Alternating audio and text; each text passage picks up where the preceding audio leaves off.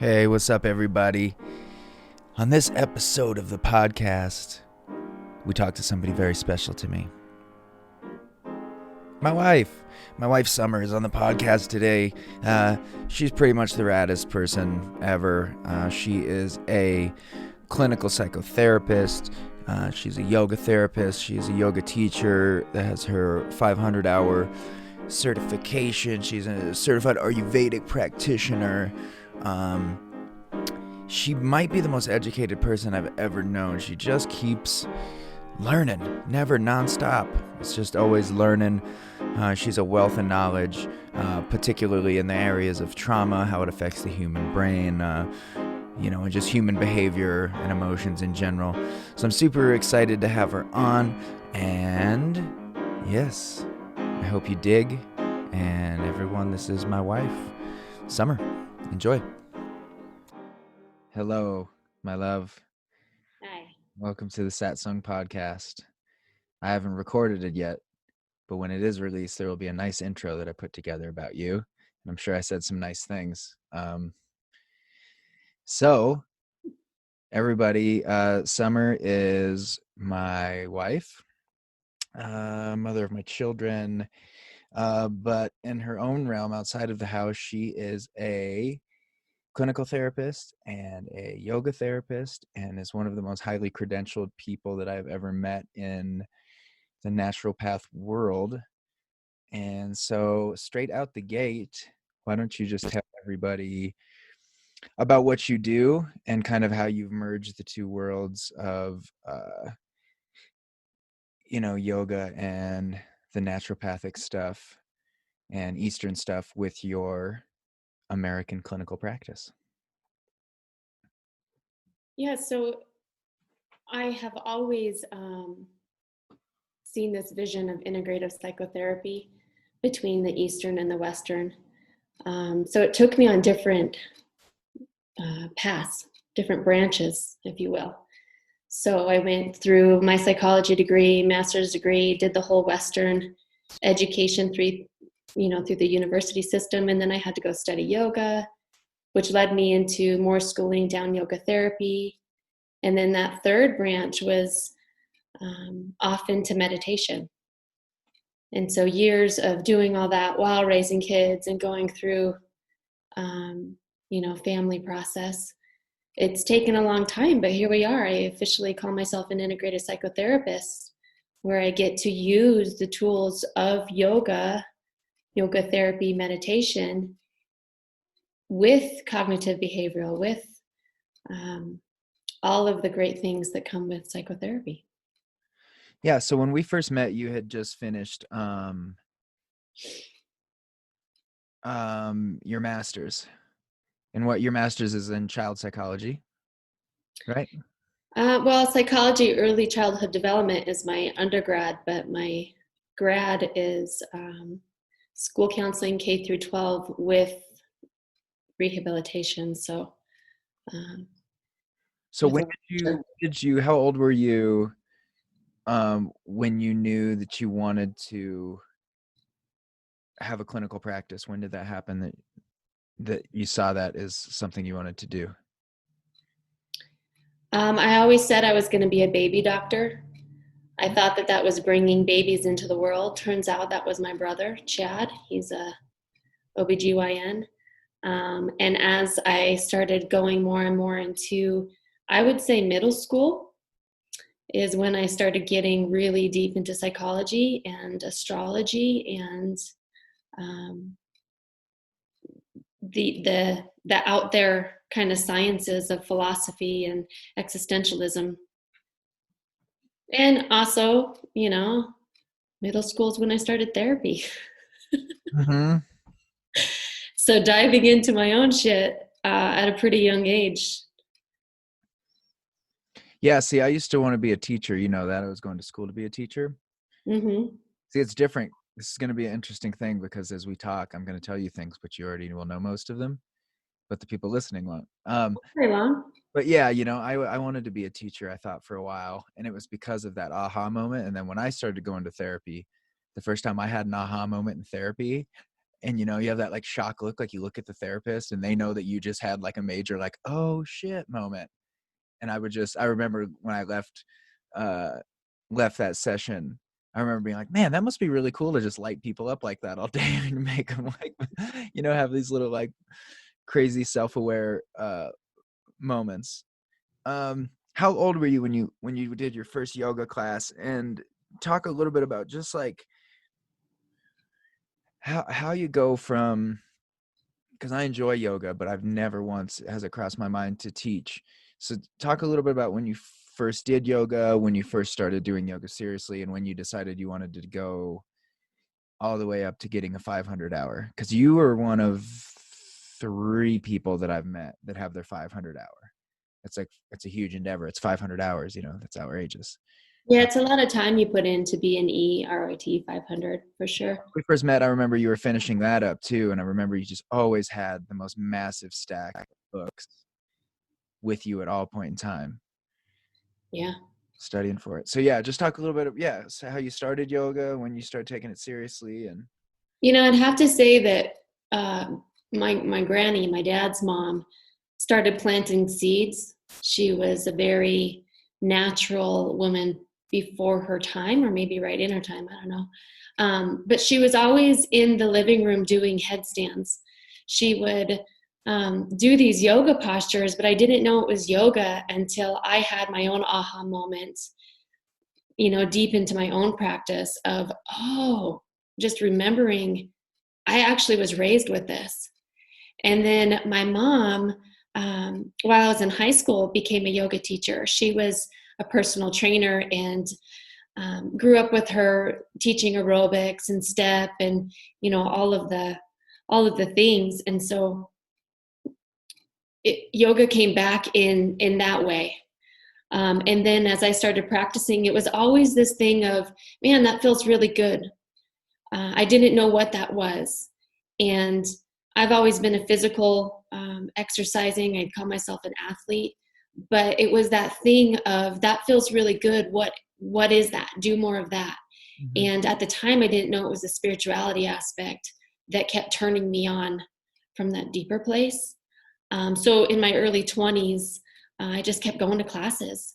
And then in my undergrad, one of my mentors and just yoga teachers that I just completely admire, Elizabeth Claridge, was teaching a college course. And I got to learn a little bit more about the history of yoga. And I just kept diving deeper and deeper and deeper.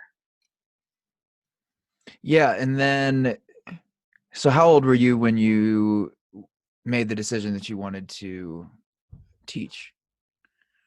And how long had you been doing yoga up to that point? Yeah, I was pregnant with Colden, so I was 23 years old. 23 years old, and then remember taking Caden. He was 3 years old to some partner yoga, and he'd like forward fold me and rub my back. And Sure. yeah, so it took a little bit of time though, because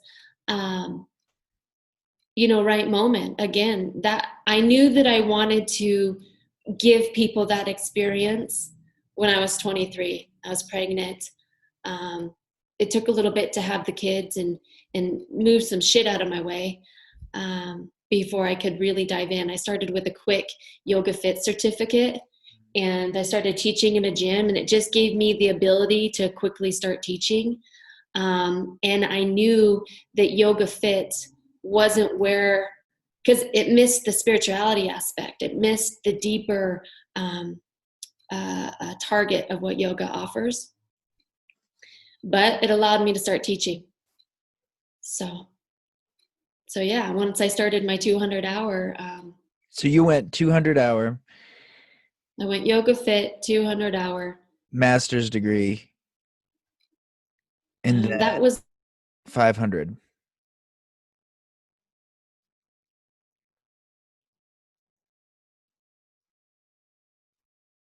Something happened. I don't hear you. Yeah, there you go. Say again. So you went 200 hour, and then you got your master's, and then you did. I was getting my yoga training while I was doing my master's. And then how did yoga therapy get in the mix? How did you switch from the focus being teaching to, I want to work with people on an individual level, and work on body specific issues? So while I was teaching the power yoga classes and the very physical yoga practice, um, I started seeing the injuries. I started seeing the individuals not being met through how I was teaching, and it bothered me. I have an injury on my left elbow where I shattered my elbow, and it's a huge limitation in my practice that I've learned to work with on my own. And so I wanted to offer that individual therapy because I knew it wasn't meant for group. It was meant to meet each person where they're at. Mm-hmm. And maybe that's starting physical, maybe that's starting mental, emotional, spiritual. Um, so the teacher that I found was beautiful. It was just me and one other lady, and she had studied with Jessica Char over from India. So she was already a yoga therapist. So I'd say my first 200 hour was actually a yoga therapy 200 hour. And then from there, gaining experience, and I started looking into yoga therapy school. Yeah, it's an interesting thing, the difference of when you go to an integrative therapist versus going to like a doctor appointed physical therapist. And I discovered that, I'm always injured. And every time that I've gone to like a doctor appointed, like a physical therapist at a hospital, it's sometimes always my takeaway is this, like, this is just made to get people back to a pain-free zone. It's like, I'm not trying to just get back to a pain-free zone. I'm trying to get back to a place where I can do the thing again that hurt me, and yeah, I think that's what's so cool about integrative therapy and a lot of what you do too. Cause I think the thing that separates yoga therapy from all the other stuff is you guys are taking in dosha, which is, well, talk a little bit about doshas. You'll probably explain it better than me. So that's not yoga therapy, but that is Ayurveda, which definitely is another branch that I have, added to my roots. But yeah, yoga therapy, we don't get to tap into Ayurveda unless we have that training, which, of course, me, my yoga therapy was also Ayurvedic Mm-hmm. schooling. So yeah, when I'm looking through my lens as an integrated psychotherapist, I definitely am assessing doshas and imbalances. Can you talk a little bit about what doshas are? Because people listening might not know what that is. Sure, in Ayurvedic terms, dosha is, we're all made up of elements. And when we're born, we are born completely in balance with our particular makeup, if you will. And as we start living, we move in and out of imbalance. So the different doshas are like, hair color can be a part of it. Body type can be a part of it. There's certain foods that agree with certain doshas, certain foods that don't agree with certain doshas. Yeah, it's your complete makeup. It's not just personality, although personality falls into it, but it's the essence of your being essentially. And the doshas are vata, pitta, and kapha. We're a makeup of all three, but we have more of some. Some are equal, some are tridoshic.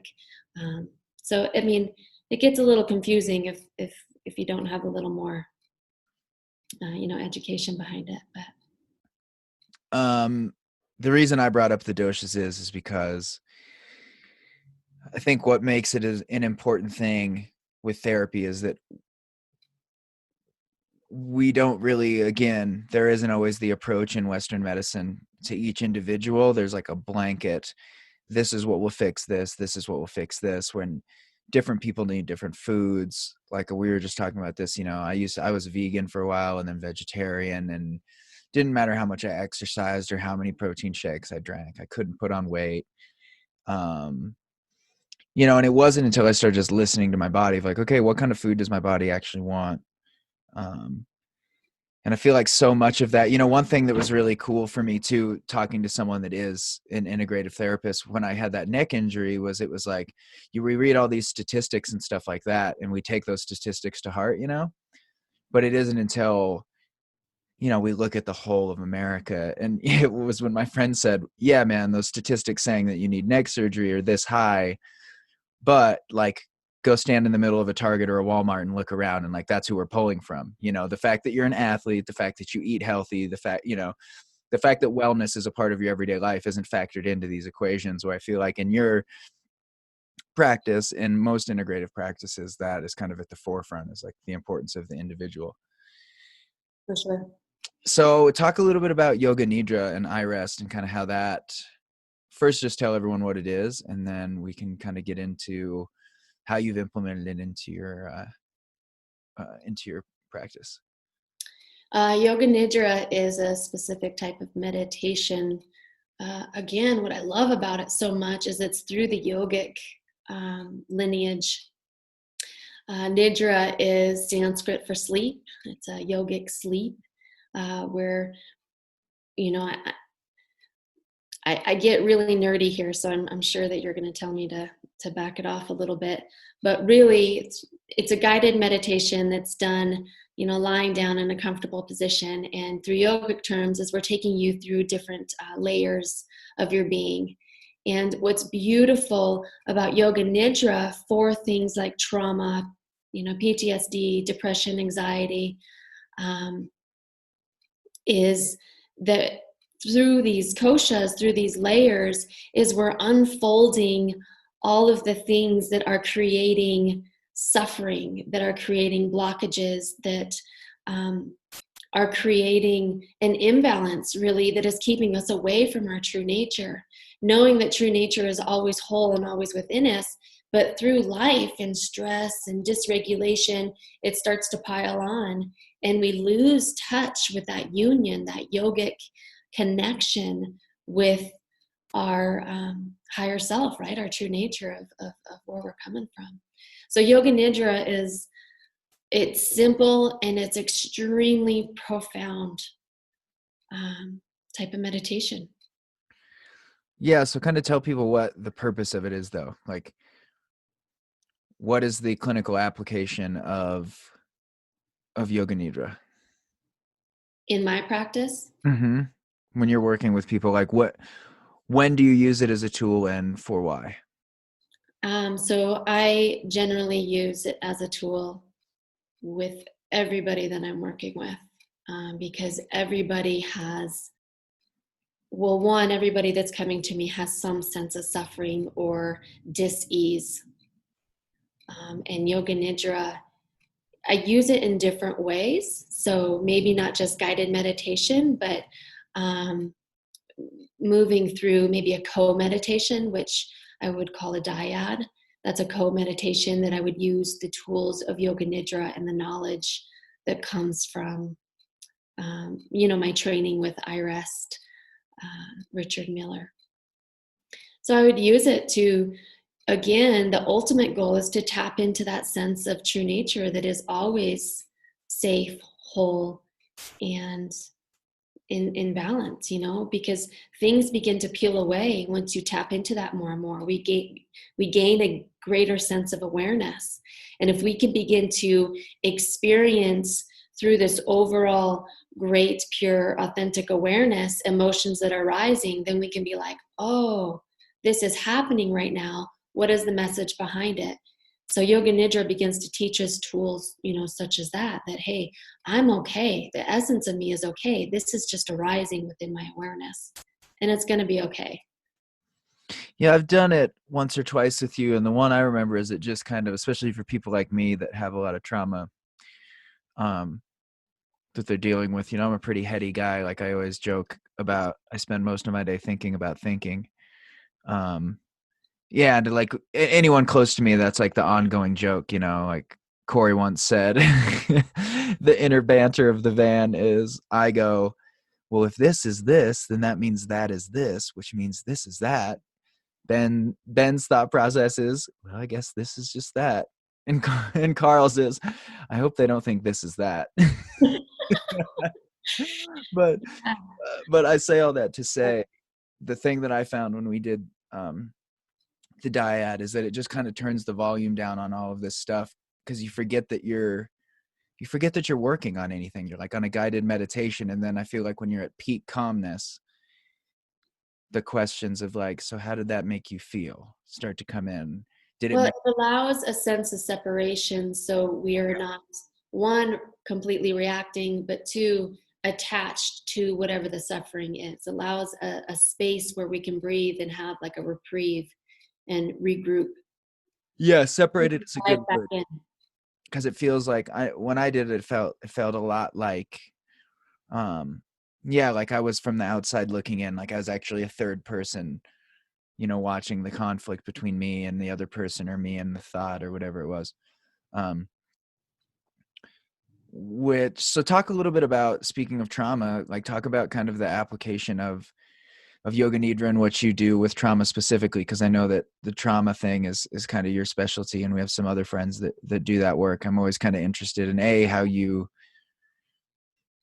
got into specializing in that, but to keep it on topic, how is yoga nidra beneficial to trauma people? I just shared my experience, but Put it simply, trauma is a brain disorder.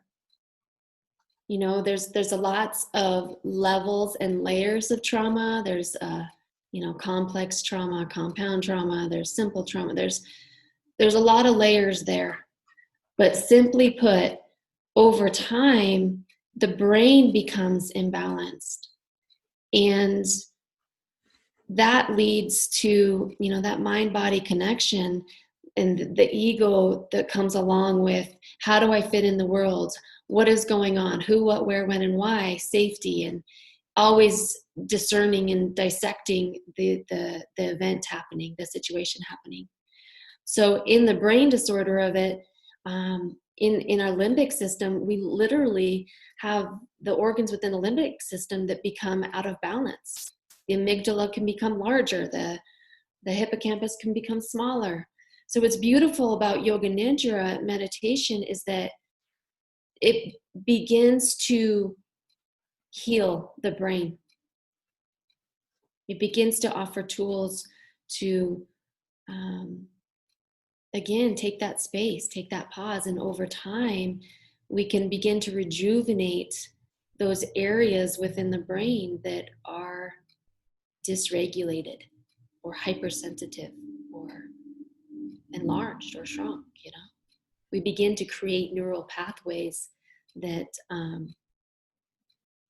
maybe weren't there before, maybe weren't turned on. yeah, I think it's an interesting thing.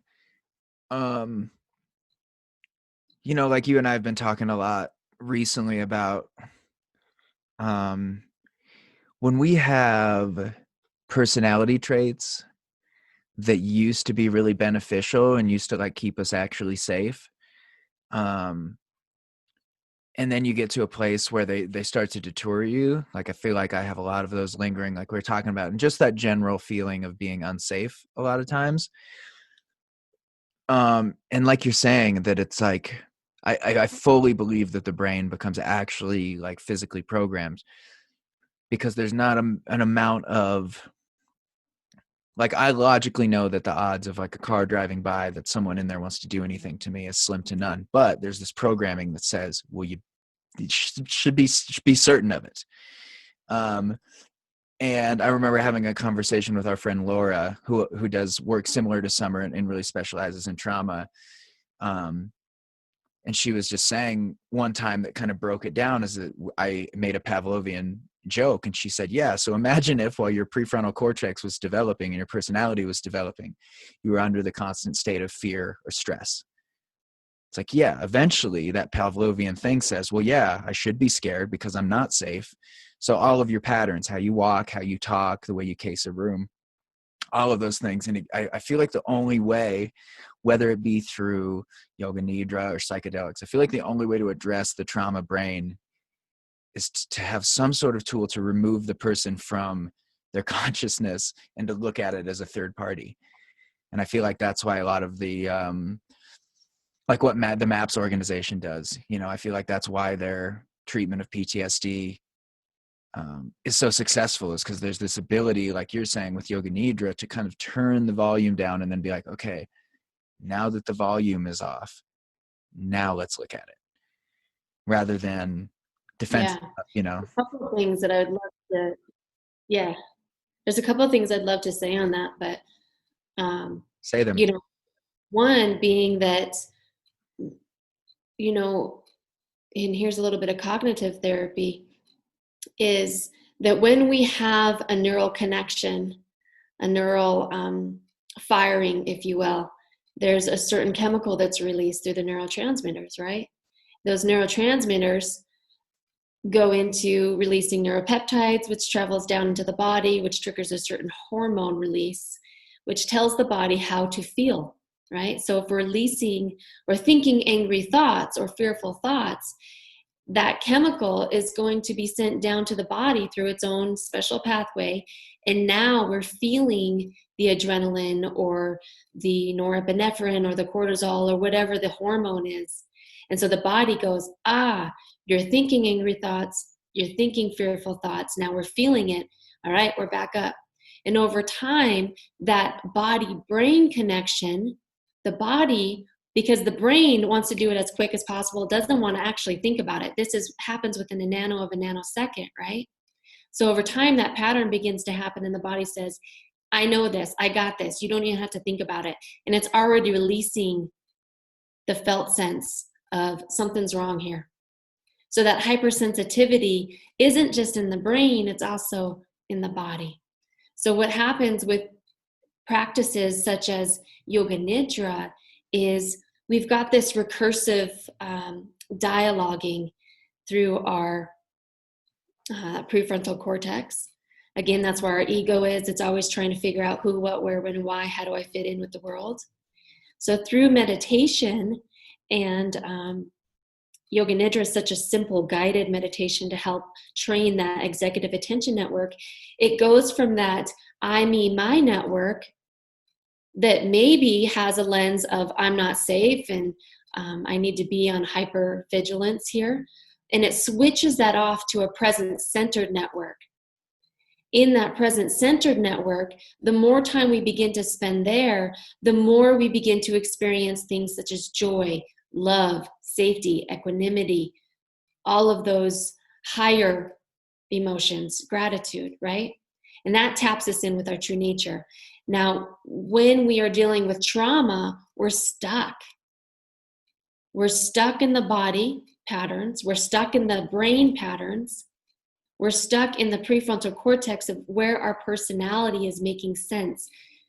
Does that make sense? Yeah, you're doing a great job. Yeah. Explain. So it's quite fascinating, you know, and you asked me like kind of my intrigue, and I would say through my childhood, I always knew there was something more. There was something more to consciousness. And so as I started reading my own things, maybe it was like in fifth grade, I started reading things on dreams. And that's what's so freaking cool about maps and where we're at with the growth of psychedelics and the studies with, you know, FDA regulated things is they're tapping into the consciousness. Yeah, and it's such an interesting thing of how you know things can just be deemed bad without any sort of evidence, you know. And I look at the smear campaign on psychedelics, and I think, you know, when you talk about just always knowing there was more to consciousness, I know when I was young that was a huge thing. I remember the first time I tried psychedelics, it really blew my hair back that this small little minute thing could give me this deep level of compassion and understanding, and also awe, just like the pure awe of realizing how kind of small you are, but how we're interconnected with everything. Oh Uh, yeah. those ideas of violence are completely like, oh no, no, no, no, I don't want to be in a fight. There's no one should be fighting, you know, and really drawing us back to that, as you're saying, that like pure nature, of where I think we all could rest. Um, and it's really interesting too, because I know, you know, like my brother, when he came back from Iraq, severe PTSD.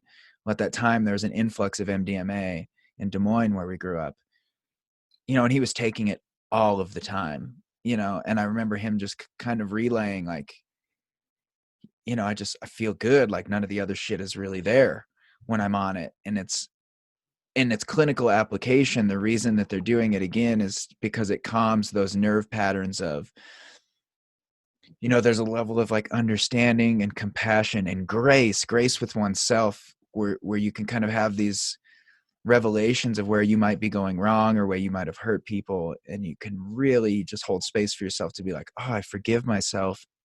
And I also understand that I was just doing the best that I could. And it offers a separation. It opens those part of the brain that normally isn't turned on because we're so busy in that recursive thinking, that personality that says I'm not safe and trying to scan. It yeah. opens up those parts of the brain that are dark, where gray matter may be missing or is not turned on, right? Oh, and there's I remember the thing that got me really hip to MAPS. For people who don't know what MAPS is, the Multidisciplinary Association for Psychedelic Studies. So what they do is they take people like my wife Summer here that are highly qualified clinical therapists, and then they take people suffering from PTSD. And I believe the criteria for the study to qualify is you have to have been going to counseling for some time, and you had to have tried multiple prescription drugs that are supposed to help with anxiety, PTSD, PTSD and all of the symptoms thereof, which are anxiety and all sorts of shit. And the thing that really made me super hip to what they were doing and start paying attention was, as someone that myself has been diagnosed with PTSD, and my brother who wouldn't have not only had PTSD from our childhood, but then he went and was in the infantry from 2004 to 2007, I believe. And I remember reading the statistics that they were having over 90% success rate in healing PTSD, not treating it, which is what medication will do. You can treat PTSD, but everyone that I know that's taken the medications prescribed doesn't like the way they feel. But people reporting 3, 6, 9 months later, like, nope, I'm good. And like we're saying, yeah, the huge part of that again is turning down the noise and then addressing the problem. Yeah, and offering a pause and turning on those parts that are big, those big parts of the consciousness that normally wouldn't be turned on. Yeah, what do you think is what would you say the number one, how can I word this? The number one like kind of ailment that you see in people that you work with, like something across the board, whether it's anxiety or whatever, and where do you think it's from? Do you think, like, I know you've been saying that your clients, especially with the pandemic and all of that there's just kind of been like a heightened level of what? A heightened level of what? Why don't you tell us how you feel this is affecting people on on a deep level, on the level that you work on? Yeah, with the pandemic, without a doubt, there is this level of uncertainty that is not safe. There's a lot of unknowns. We just don't know where this is going. We don't know how bad it's going to hit. And it turns on the natural recursive thinking that is surrounded by anxiety and fear. And yeah, without a doubt, right now, a lot of anxiety. And if we stay in that place too long, I always say that depression and anxiety are the same coin, just different sides. So if we stay in that place too long, it very quickly can lead us down to a sense of hopelessness, of sadness, of maybe even grief. And then we're in that state of being, all the old shit comes up. You may be working for 2-3 years in a really great place, and you've repatterned and you've worked with, neuroplasticity of the brain. So you're connecting your neural pathways. But the moment you get into a state of fear and depression, all your old shit comes back, your self-narrative and how you make sense of the world. And it's a tricky place. So right now I'm seeing a lot of that. Yeah, it's hard shit. And Go ahead. and I want to say that, the paths that I've been on ultimately lead to the same place. And that is a connection with a higher sense of call it what you will, be it God, anything, is that I really feel that a lot of this stems from the lack of connection to a higher being of whatever that is, whether that's nature, great spirit. And when we have this connection with that true nature that we touched on, Mm-hmm. there is a grounding there. There is a deep sense of, man, this is happening right now, but it's for a bigger thing playing out. That's that macrocosm versus that microcosm effect. And I really believe that a lot of this comes down to a lack of spirituality in a sense, and we're in this beautiful time of consciousness is shifting. That's why we have organizations like MAPS working with the government. That's why we have more and more integrative psychotherapist or chiropractor. I think about like what the world is going to look like in 20 years. I have a very good version, a very bad version. But I just remember, man, if you would have told me in high school the cannabis would be legal in more places than it wasn't in the US, and that psilocybin would be decriminalized, like I just would have been like, you're crazy. Like, no way. My biggest fear growing up was the police. That was my biggest fear growing up. And it's interesting seeing that shift, on the thing of, on the subject of the pandemic,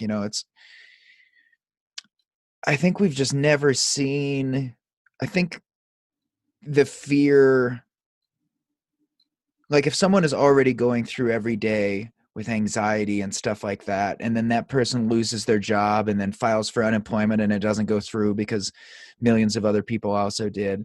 So then they apply for, the PPP loan or whatever. And then that also doesn't go through because that money ran out. Like, I can't imagine someone that already has severe anxiety. You and I are really blessed right now. I think it's important that that gets acknowledged, that you and I have this ability right now to kind of look at this thing as like, For sure. We're you know, safe. yeah, we're very, very safe during it. We live in a really awesome rural community. We're out in the mountains. It's, there's 6 fucking cases here and 4 of them have been recovered. But even aside from that, just like financially, relationship wise, we're really secure. And I think it's important to acknowledge that a lot of people aren't there.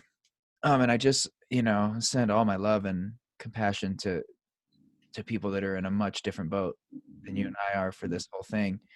I think the magic that's happening right now is we're kind of starting to acknowledge, there's this narrative that America is the greatest country in the world. And while I believe that to be true, there's obviously areas we can do better. And healthcare is one of those. We're 37th in healthcare. And I think that is starting to cause more anxiety than the pandemic itself. I think there's this unveiling that's kind of happening where people are realizing that this magical, comic book land of freedom and excellence that they've lived in, they're starting to realize, like, fuck, man, this thing is being run by a by a fucking reality show TV host that's an absolute sociopath and narcissist, and I don't have a fucking job and I can't get any help. I think there's an anxiety that's past the pandemic now that's getting really real. What are some things? I know that you have your website and you've put up a bunch of stuff recently, but what are some tools that people that are feeling the heat, some quick, easy go-to tools?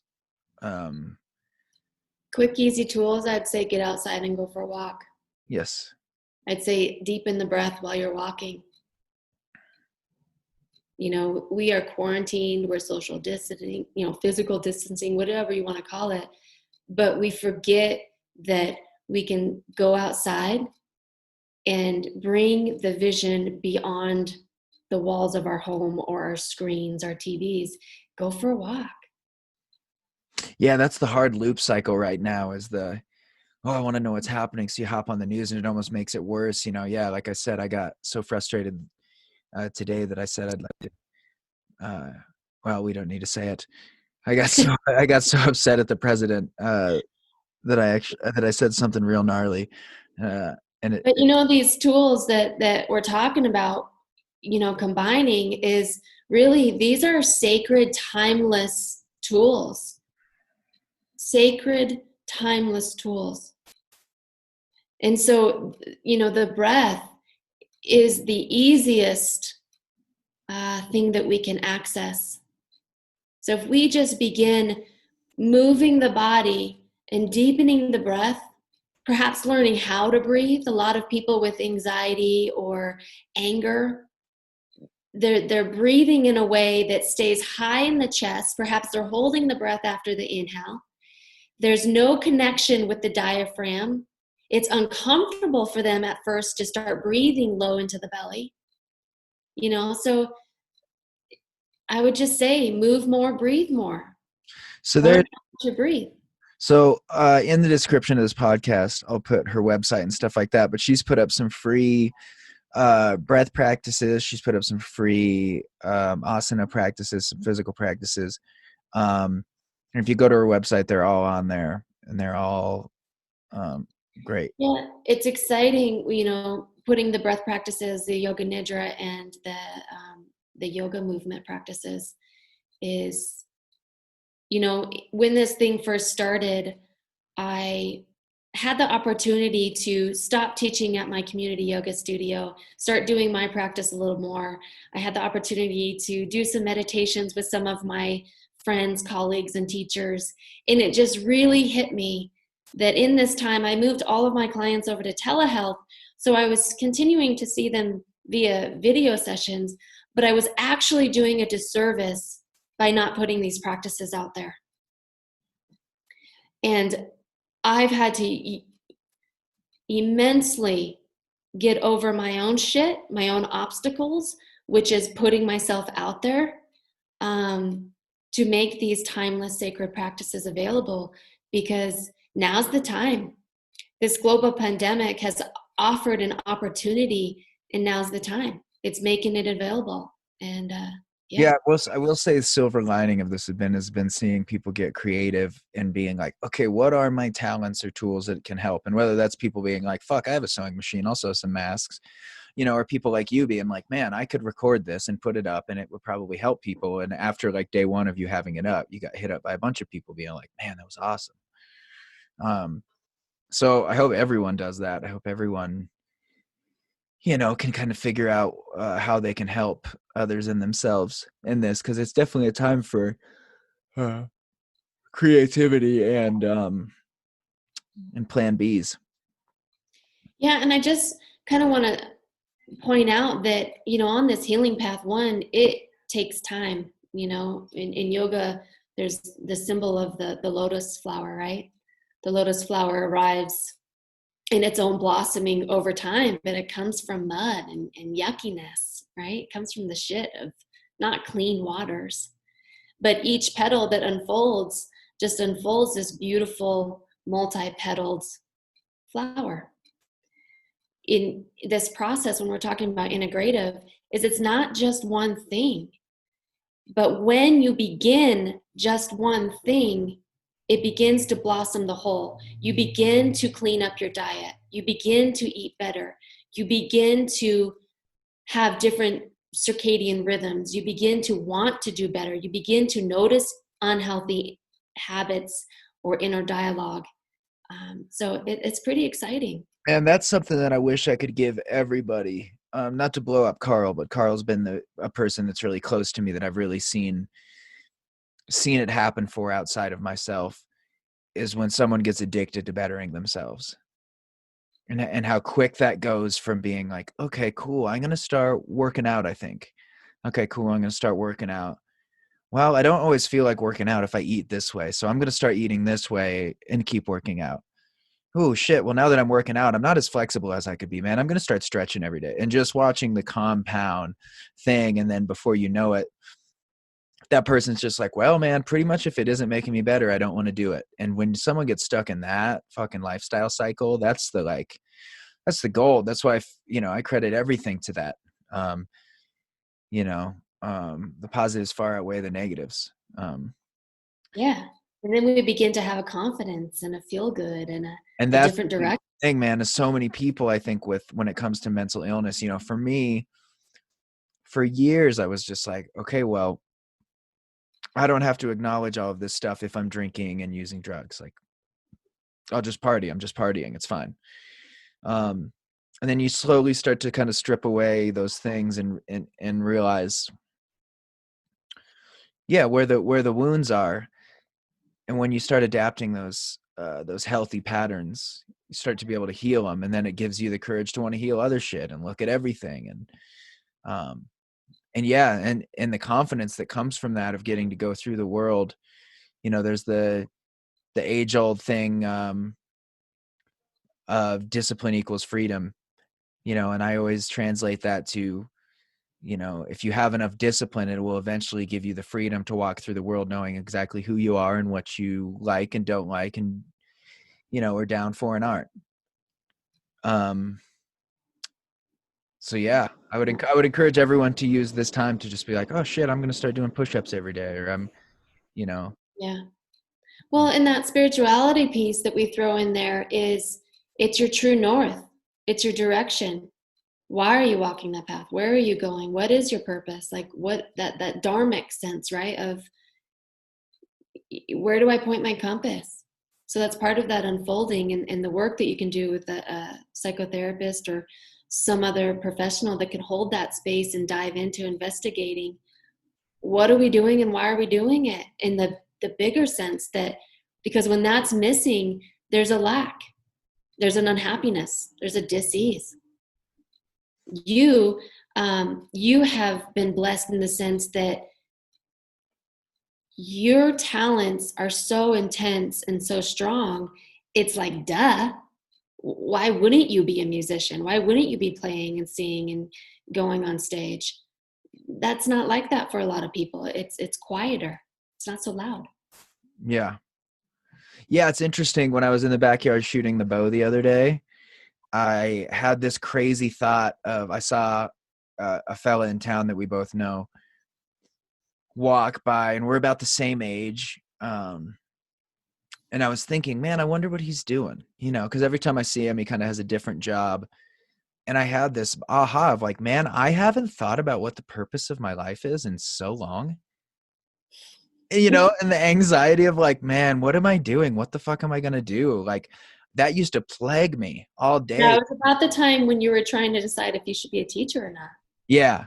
And man, I just remember rock climbing all of the time and skiing all of the time and being outside. And I was essentially just like, I didn't want to answer any of those questions, but that used to eat at me every night. Like, man, what the fuck are you doing, dude? How long are you going to do this? And I feel really Yeah, blessed. you're not doing anything. Yeah. Yeah. And I feel really blessed that I haven't. Like, that's such a problem. Uh, that's just such a common thing that people have to mull over all day, every day, of like, man, what am I doing? What am I doing? Yeah. If I could give any advice towards that, it's, if you feel, to quote Sister Act 2, if you wake up in the morning and all you think about is singing, then you should probably be a singer. And I really, really believe that. It's was the most painstaking, outrageous process of ups and downs ever. Yeah, And and it's not meant to be easy. no, not at all. But if, I would rather, I remember us having a conversation with you and saying, when I started going head in on music, I kind of went in with the approach of like, shit, man, even if I go, I'm going to give this 100%. And if I fail, at least at the end of my life, I can be like, well, man, I guess that wasn't meant to be, but at least I gave it a go. I thought it was, and I gave it everything I had, but it turned out it wasn't. Um, so yeah, I think I would just encourage everyone to use this time to be like, okay, what are you going to do when this thing's done? What can you aim yourself at that's going to make you proud of yourself at the end of every day? Because that's something that I didn't ever have for a really, really long time, unless I finished a really good climbing project that I was working on. But um, yeah, well, I have some standard questions that I want to ask you. Yeah. These are questions that I ask everybody, and they're all music related. And I might know the answers to. Oh, actually, no, I don't think I do. What was the first song or record that made you cry? Ooh, cry. Oh man.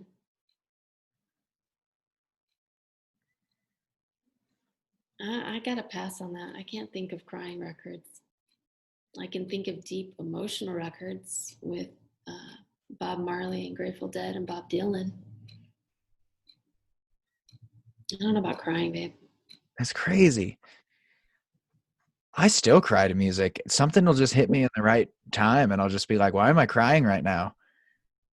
Yeah, it was so wild. The other day, when I was driving back from Billings, I literally was on the highway and was listening to a playlist, and a David Bowie song came on. Key Heroes, We Can Be Heroes. And it got to that last chorus. I was like, why the fuck am I crying right now? Just music does it. Music does it to me all the time. I can tell you movies, but I don't know about the album songs. Okay. Favorite hip hop album of all time? Tribe Called Quest. Which one?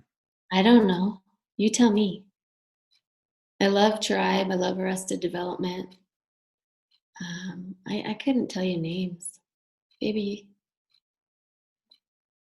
you you know. You know? So, as you guys have imagined, although my wife, or probably picked up on, not imagined, although my wife is partnered with me, who is obsessed with music and is never not listening to it, thinking about it, or talking about it, she clearly is not as obsessed as I am. There's an imbalance in our freakish obsession with music. What are 3 songs or albums that you're listening to right now that you really like?